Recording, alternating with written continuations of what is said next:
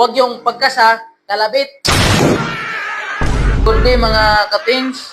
So ngayon, 40 days video. Muntik ka na naging 40 days na paglalamayan.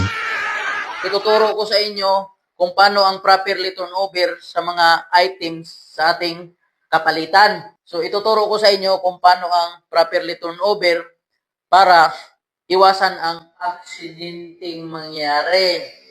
So ganito ang gagawin nyo. Bunutin nyo muna, tapos, siyempre nakaload yan, kunin nyo yung magasin, lagay nyo dyan, tapos laging nakatutok sa baba. Tapos, ikasa ninyo. Tama naman yung procedure. Kaso nga lang may napaligtaan siyang tignan sa loob ng chamber habang ikinapasa kung mayroon pang nakalagay na bala o wala. Paulit-ulit mong ikasa para makita mo sa loob ng chamber kung may laman pa o wala. Tulad ng ginawa ng taong ito, maling-mali. Makakadisgrasya at makakapatay siya ng tao. 3 beses ikasa mga 5-9. 3 beses.